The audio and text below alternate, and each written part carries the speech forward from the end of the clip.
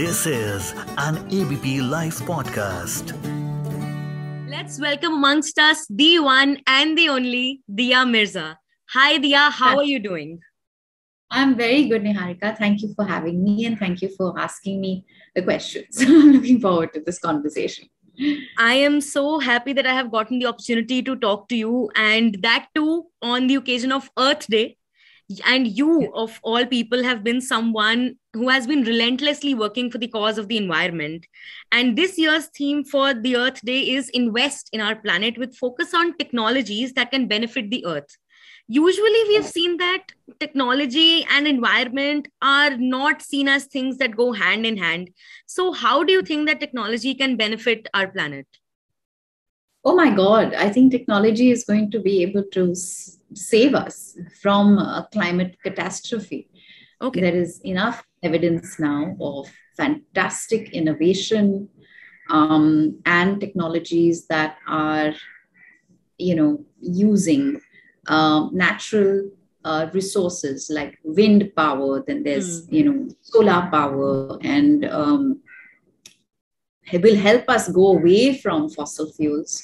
And it needs to happen, of course, at an exponential rate to be able to contain the temperature rise within 1.5 and not let it exceed 1.5 degrees. Yeah. I'll give you a small example of what technology can do.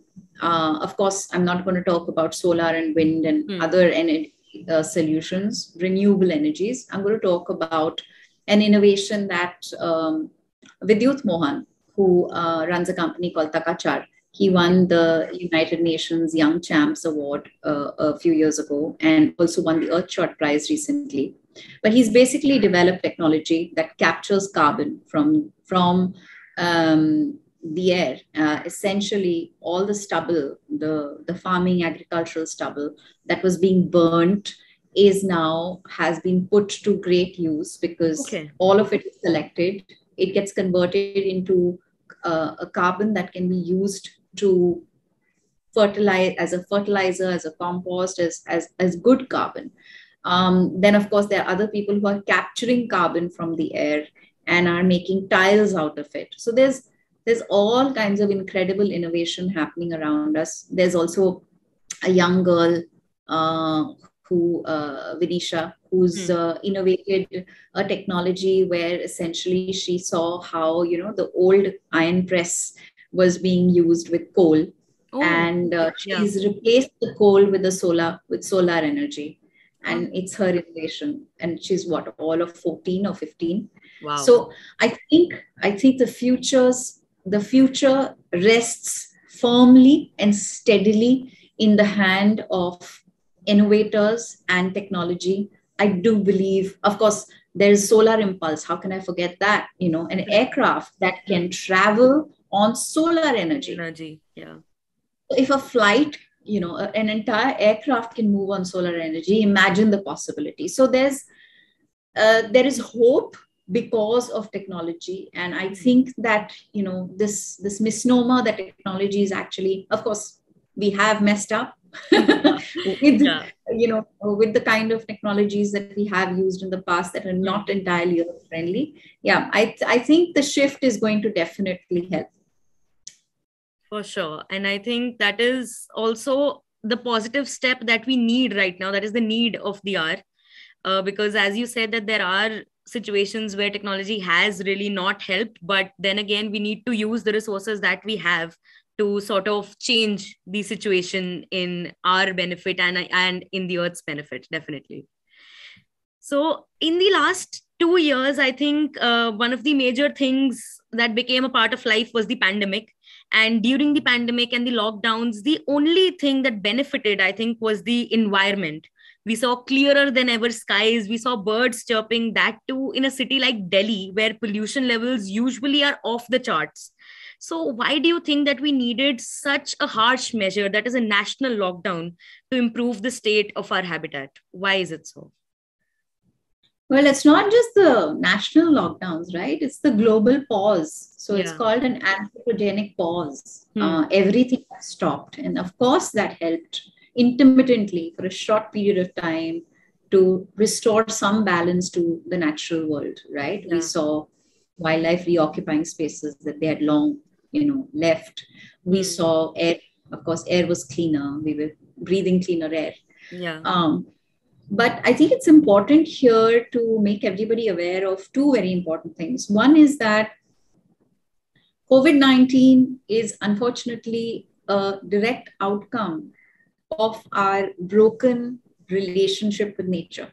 Yeah. It is because of biodiversity loss. It is because of illegal practices like wildlife trade and different things that caused this situation in the first place. And I think the second most important thing is that what the COVID-19 did for many people was help them recognize that the health of human beings, our health, your and my health, is connected to the health of the planet.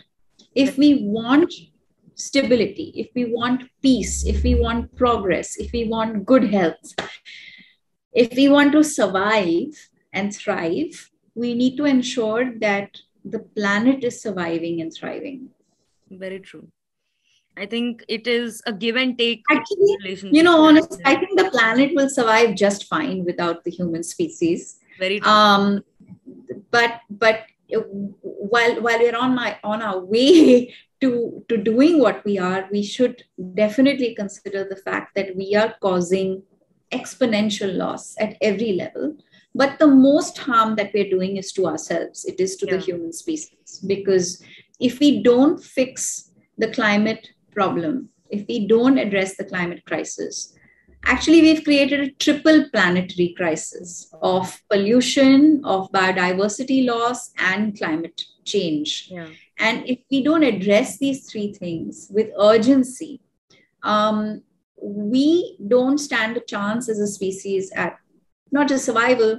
We may go extinct, but along the way, we'll just cause unimaginable chaos and pain and loss, and it's just horrid. Very true. And there's so much evidence of it already beginning to happen around us, whether it's in the form of frequent and intensified floods and drought and fire and, really alarming and very large numbers of species extinction. All of this, I think, should be reason enough for all of us to mend our relationship with nature and do better. Definitely.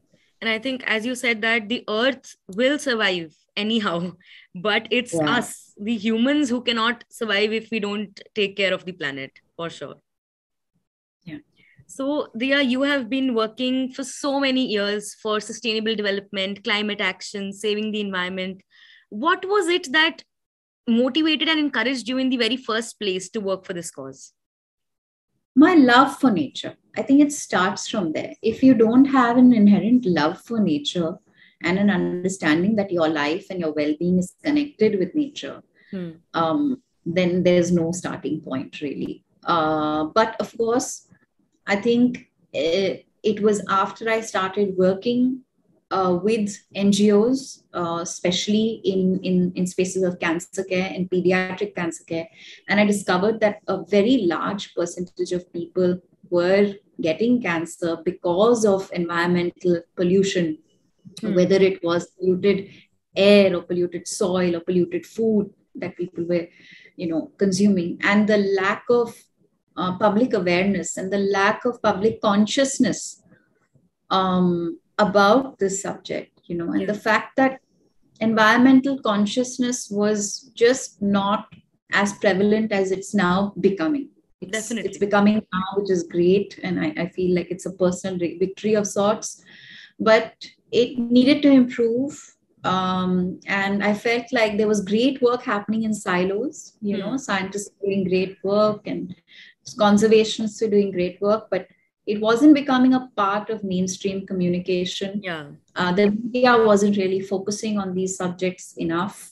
And we were just rapidly losing forest cover, and we were rapidly losing wildlife. And the conflict was increasing, between wild spaces and human people, human interactions. And I just felt like it was urgent to get out there And of course, first start by bringing the changes that one needed to in my own life, but also then help more people discover the great work that was happening and needed to continue happening.